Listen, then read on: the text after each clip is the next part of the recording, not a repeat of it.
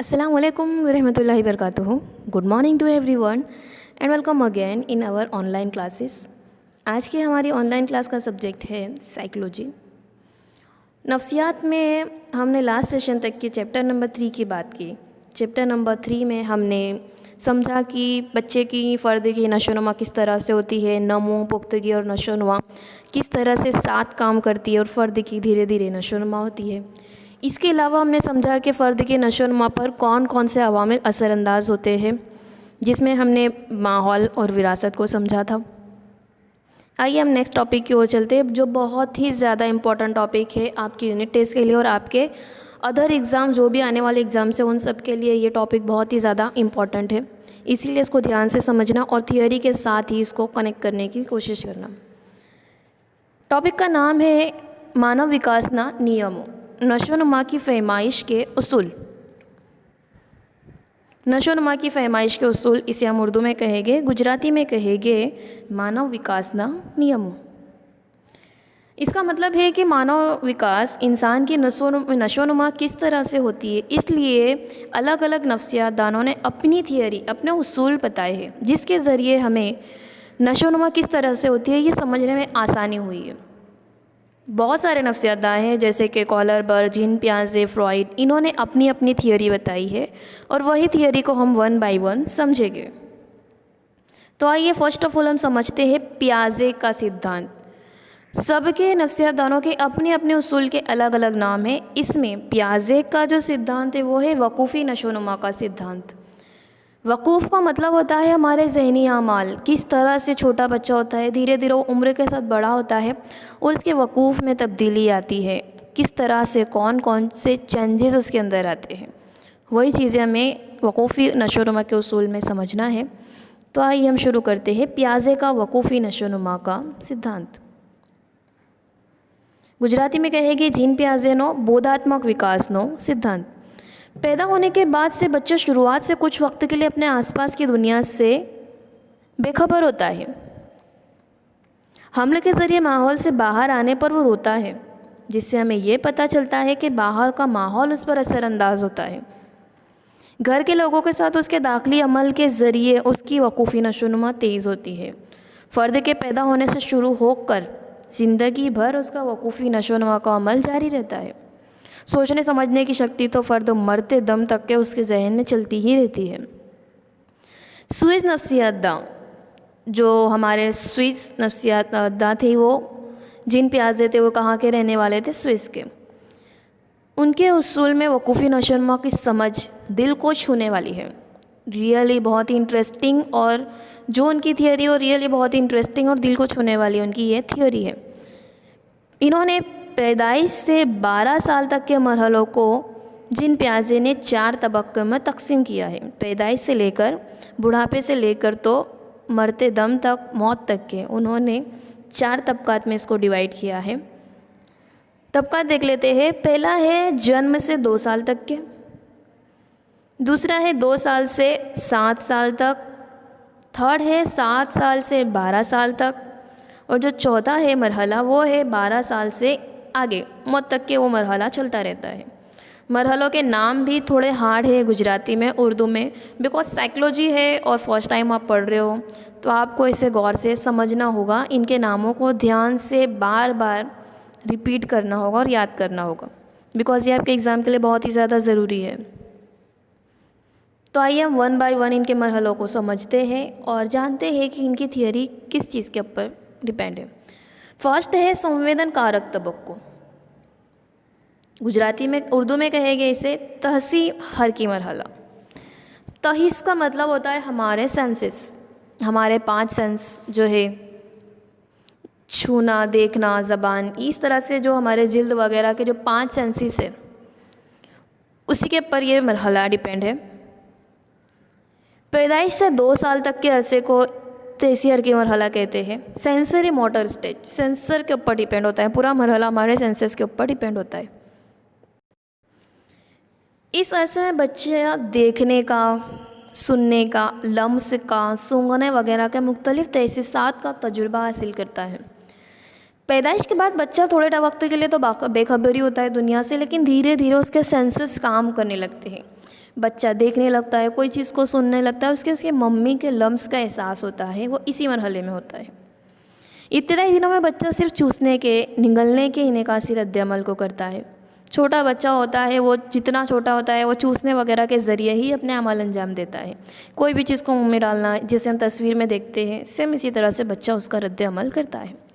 लेकिन रफ्ता रफ्ता जिस्मानी ज़हनी अमल का ताल्लुक़ पैदा होता है और कौन पर किस अमल को अंजाम देना है ये वो सीखता है।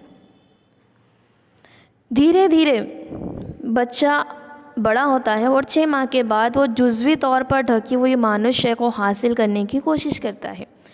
मतलब जब पैदाइश से थोड़ा वक्त होता है उसमें बच्चे को कौन सी चीज़ सेंसेस टचेस का इतना एहसास नहीं होता है, लेकिन धीरे धीरे जैसे वो बड़ा होता है, 6 माह 7 माह जैसे होने लगते हैं इस मरहले में, जो मरहला है पैदाइश से 2 साल तक के, तो 6 महीने के बाद बच्चे को अगर कोई खिलौना हो उसका छुपा दिया जाए या किसी चीज़ के नीचे ढक दिया जाए तो बच्चे को ये सेंस समझ में आता है कि इसके नीचे कुछ ना कुछ तो है। जो एक मादी चीज़ है वो बच्चे को समझ में आती है कि कोई चीज़ को छुपा दी जाए तो बच्चे को ये चीज़ समझ में आती है कि नहीं, इसके नीचे कुछ मेरा खिलौना वगैरह कोई चीज़ है। ये चीज़ें बच्चे को समझ में आती है इस मरहले में। इस मरहले में बच्चे का दूसरा अहम उसूल ये होता है कि वो आमाल उल्टी तरतीब में तोड़ना, जोड़ना, ऊपर ले जाना, नीचे ले जाना वगैरह सीखता है। मरहला जैसे जैसे बड़ा होता है बच्चा उसको कोई चीज़ दी जाए तो उसको तोड़ता है। आपने कई बार देखा होगा कि छोटा बच्चा है, अगर हम उसको छोटी ट्रेन खिलौना ला के दें तो उसको सही वे में उसका यूज़ नहीं करेगा। वो पहले उसको उल्टा फुल्टा तोड़ेगा, जोड़ेगा, वो इसी चीज़ में उसको खेलेगा। उसको ये नहीं पता कि रियल में एक्चुअल में इसका यूज़ क्या है। तो इस मरहले में यही चीज़ें होती है। नेक्स्ट मरहला हम देखते हैं जो है पूर्व क्रियात्मक तबक्को।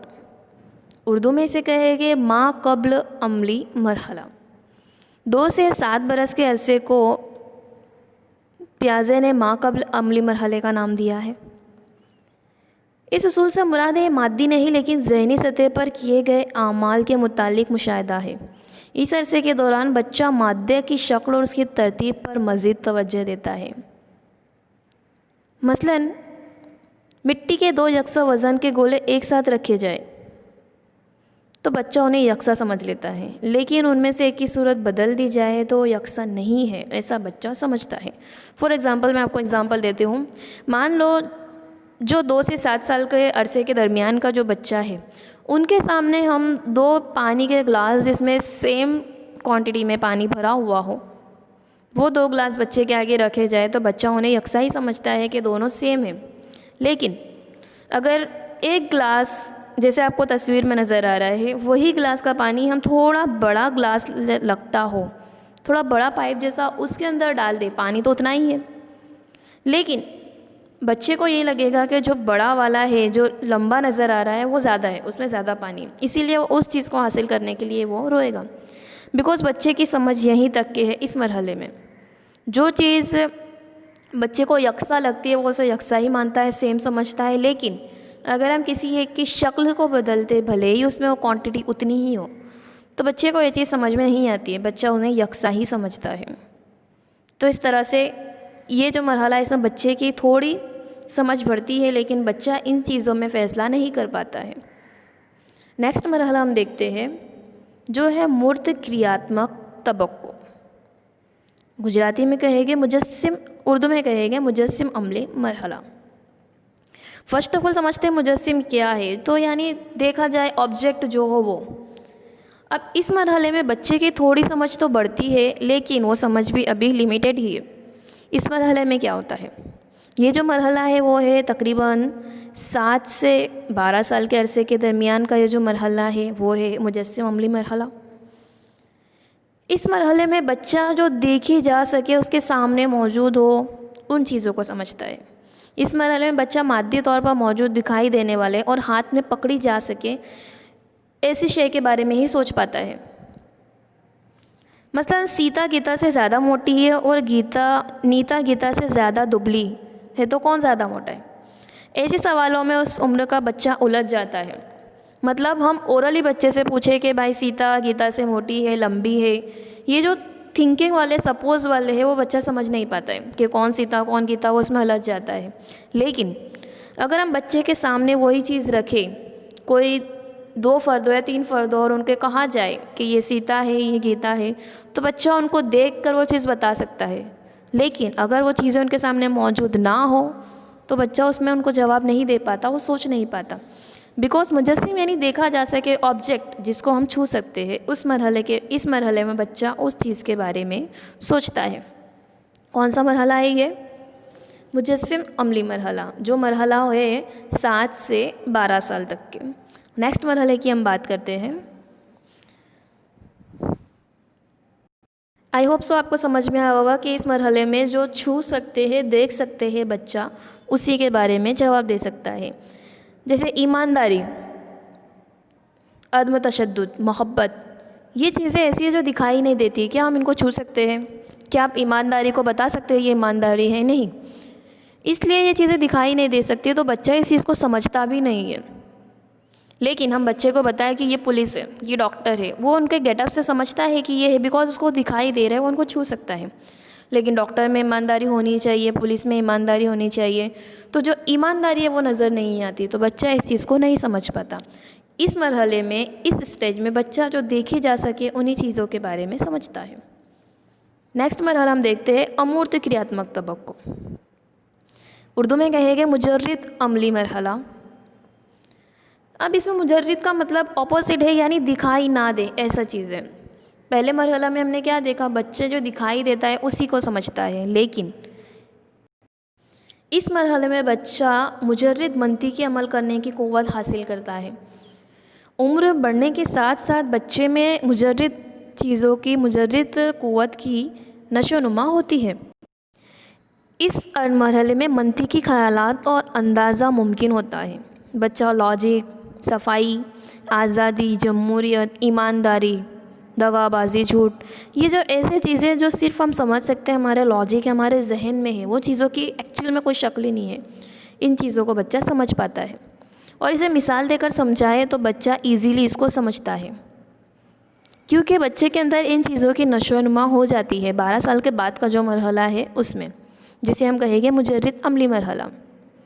बच्चे को चोर, झूठ नहीं बोलना चाहिए, चोरी नहीं करना चाहिए, ये जो चीज़ें हैं, फीलिंग्स है, उसको धीरे धीरे समझ में आती है कि रियल में ईमानदारी क्या है, कि हम झूठ ना बोले, हम किसी के साथ कुछ गलत बिहेवियर ना करें। ये जो फीलिंग्स है वो बच्चे को समझ में आती है।